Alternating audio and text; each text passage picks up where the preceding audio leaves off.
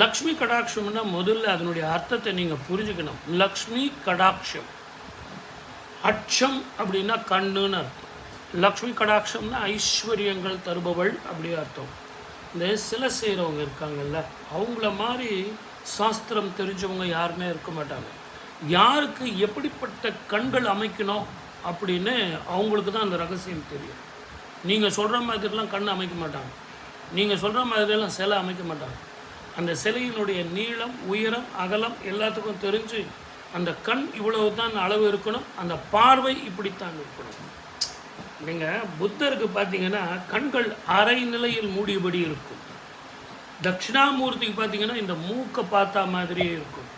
அம்பாளுக்கு ஒரு கண் இப்படி கடைக்கண் பார்வையோடு இருக்கும். ருத்ரமூர்த்திக்கு அகலமான கண்களோடு இருக்கும்.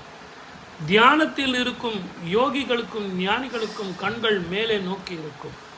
இப்படி நிறைய ஸ்தபதிகளுக்கு தெரியும் அந்த கண்கள் எப்படி இருக்கணும். அப்போது நீங்கள் நல்லா புரிஞ்சுங்க, லக்ஷ்மி, அந்த லக்ஷ்மிக்கு கண்கள் மிக மிக முக்கியம். ஏன்னு கேட்டிங்கன்னா லக்ஷ்மி கடாட்சம் அப்படின்னு சொன்னால் கண்களால் அருள்பாலிப்பவள்னு அர்த்தம். அவள் எதால் கைகளால் கொடுக்கறது இல்லை, கண்களாலே பார்த்த உடனேயே, ஒருவரை பார்த்த உடனேயே லக்ஷ்மி கடாட்சம் வரும். குரு பார்வை இருந்தால் கோடி நன்மை அப்படின்னு சொன்னான். லக்ஷ்மி கடாட்சம் இருந்தால் அற்புதமான பார்வை. அந்த லக்ஷ்மி பார்வை எப்படி இருக்குன்னு தெரியுமா? முடிஞ்சால் இப்போ இந்த வீடியோ பாருங்க, இப்படி பார்ப்பாங்க. கடைக்கண் பார்வை, அந்த கடைக்கண் பார்வையிலேயே லக்ஷ்மி கடாட்சம் கிடைச்சிடும். அதனால்தான் அம்மா தாயே உன் கடைக்கண் பார்வையை எனக்கு குடம்மா அப்படின்னு சொல்லிட்டு எல்லோரும் பாசுரம் பெரியவங்க பாடியிருக்காங்க.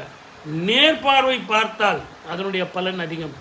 கடைக்கண் பார்த்தாலே போதும், அஷ்ட ஐஸ்வர்யங்களும் சேரும் அப்படின்னு பெரியவங்க சொல்லியிருக்காங்க.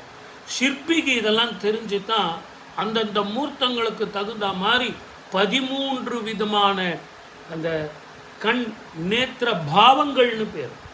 அந்த சிலைக்கு சிற்பி விரதம் இருந்து கண்களை திறக்கும்போது பக்கத்தில் யாரையும் வச்சுக்காட்ட, யாரையும் பக்கத்தில் சேர்க்க மாட்டாப்புல. அது ஒரு சிருஷ்டி, இறைவனையே சிருஷ்டிக்கும் காலம்.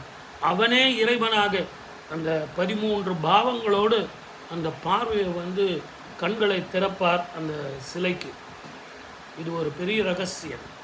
தயவு செஞ்சு உங்கள் அண்ணன் தம்பி எல்லாருக்கும் இது ஷேர் பண்ணுங்கள், நண்பர்களுக்கு ஷேர் பண்ணுங்கள், இப்போ சப்ஸ்கிரைப் பண்ணுங்கள்.